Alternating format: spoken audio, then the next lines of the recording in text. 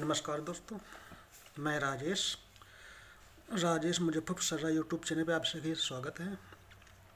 अगर आप चैनल पे नए हैं तो चैनल को सब्सक्राइब करें। आज हम इस किताब के माध्यम से बताएंगे कि बुद्ध का धर्म जीवन का मार्ग क्या है।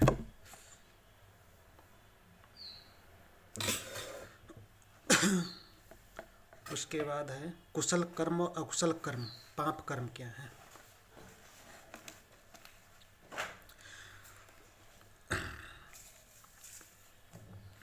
भगवान बुद्ध ने बहुत ही कम शब्दों में सहज सरल ढंग से बताया कि धम्म क्या है।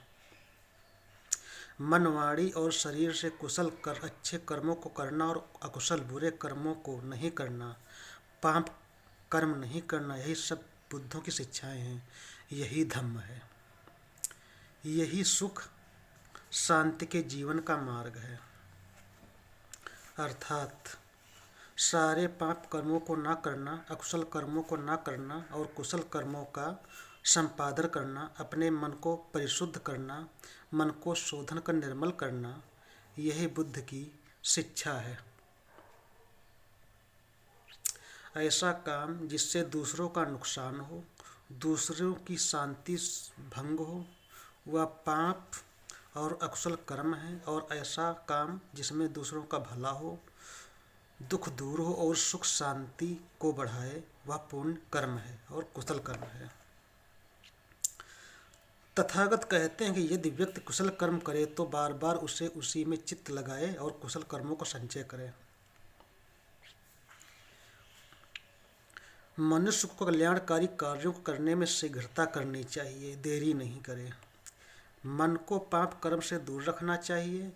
कुशल कर्मों का संचय सुखदायक होता है और अकुशल पाप कर्मों का संचय दुखदायक है। मनुष्य अच्छे कर्म करने में देरी करता है तो उसका मन बुरे कर्म में रमण करने लग जाता है। यदि कोई व्यक्ति पाप करे तो उसे बार बार ना करें, उसे पाप से आनंदित नहीं होना चाहिए। पाप इकट्ठा होकर दुख देता है। कुशल कर्म करने वाला इस लोक में सुखपूर्वक रहता है और बुरे कर्म करने वाला आसान है, जबकि कुशल अच्छे हितकारी कर्मों को करना बहुत मुश्किल है। अच्छाई के बारे में यह मत सोचो कि मैंने इसे नहीं कर सकूंगा। बूंद बूंद से घड़ा भर जाता है। इस प्रकार थोड़ा थोड़ा संचय करके कुशल कर्मों में वृद्धि होती है। इसी प्रकार बुराई के बारे में यह ना सोचे कि यह मुझे तक नहीं पहुंचेगी।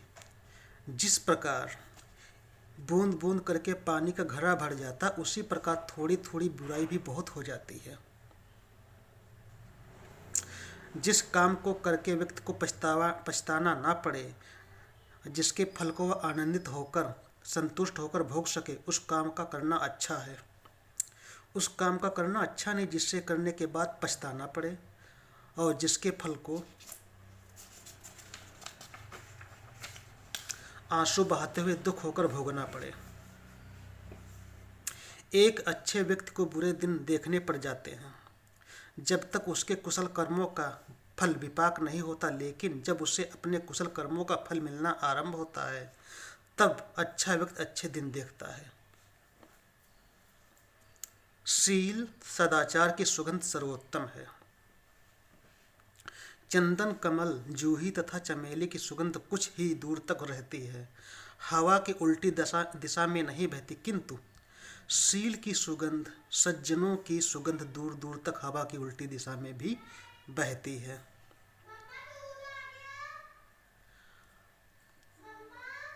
कामुकता से भय पैदा होता है, दुख पैदा होता है। जो इस बुराई से एकदम मुक्त है उसके लिए ना दुख है ना भय है। भूख सबसे बड़ा रोग है, संस्कार सबसे बड़ा दुख है।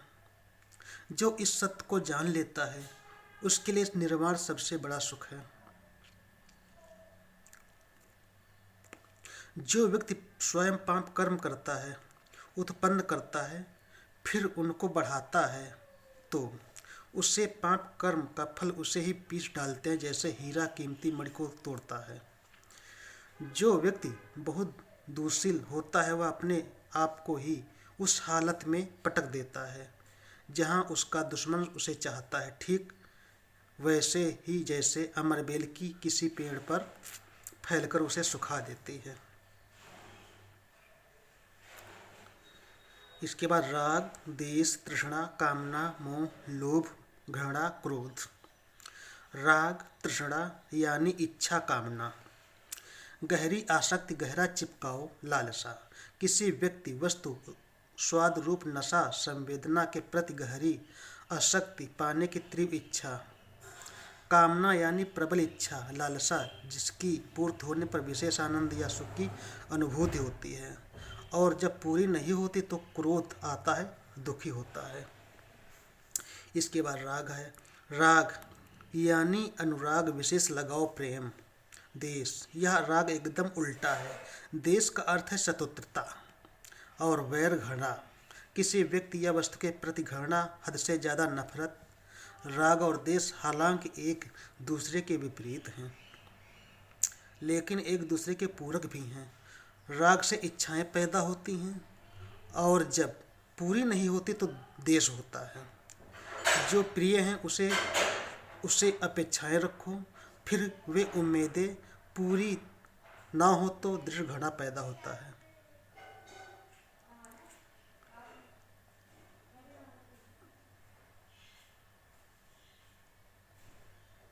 मोह यानी बंधन।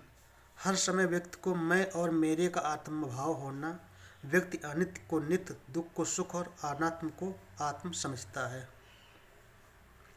पाने की लालसा के कारण धन की वर्षा होने पर भी व्यक्ति की कामना पूरी नहीं होती। बुद्धि व प्रज्ञा से भरा व्यक्ति अच्छी तरह जानता है कि कामनाएं पूरी नहीं होने से दुख मिलता है। जो व्यक्ति बहुत आनंददायक मुझे समझे जाने वाले दिव्य सुखों में भी आनंद नहीं लेता, कामनाओं व तृष्णाओं को मारने में जिसे सुख मिलता है, वही सम्यक संबुद्ध का श्रावक है। तृष्णा यानी किसी वस्तु या व्यक्ति को पाने की गहरी लालसा रहती है, लेकिन पाने के बाद उससे दुख ही मिलता है, भय ही मिलता है। लेकिन जो तृष्णा से मुक्त है उसके लिए ना भय है और ना दुख है। जो व्यक्ति संसार के सत्य को भूलकर घमंड में रहता है, जीवन में दुख मुक्त के उद्देश्य को भूलकर भौतिक इंद्रिय सुख में डूबा रहता है, वह बाद में धम्म के मार्ग पर चल रहे ध्यान करने वाले के प्रति ईर्ष्या या जलन भाव रखता है। मनुष्य को किसी भी व्यक्ति या वस्तु के प्रति आसक्ति नहीं होनी चाहिए, और जब व्यक्ति वस्तु नहीं मिलती तो वह छूट जाती तो दुख होता है। जिन्हें ना किसी से राग है, ना प्रेम है, ना द्वेष है, ना घृणा है, वह बंधनों से मुक्त हैं। इंद्रिय सुखों की कामना में इन सुखों को भोगने की प्रबल इच्छा से दुख पैदा होता है, भय पैदा होता है। एक बार सुख मिल जाने पर उसके ना रहने का भय और ना मिले तो दुख पैदा होता है। जो काम भोग से मुक्त है उससे ना दुख है ना डर है। काम वासना से दुख पैदा होता है, भय पैदा होता है। लोभ प्रवृत्ति से मुक्त है, उसे ना दुख है ना भय है।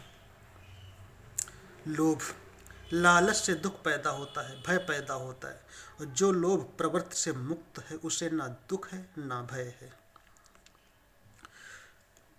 जो व्यक्ति शीलवान है, जो प्रज्ञावान है, जो न्यायी है, जो सत्यवादी है तथा अपने कर्तव्यों को पूरा करता है, उसका सभी आदर सम्मान करते हैं और प्रेम करते हैं। जैसे लंबे समय बाद प्रवास से कोई व्यक्ति सकुशल लौटता है तो उसके रिश्तेदार, मित्र और प्रियजन उसका स्वागत, अभिनंदन करते हैं। इसी प्रकार कुशल कर्म करने वाले गुण कर्म परलोक में भी स्वागत करते हैं। आज के साथ इतना ही, आगे अगले पार्ट में। तब तक के लिए नमस्कार।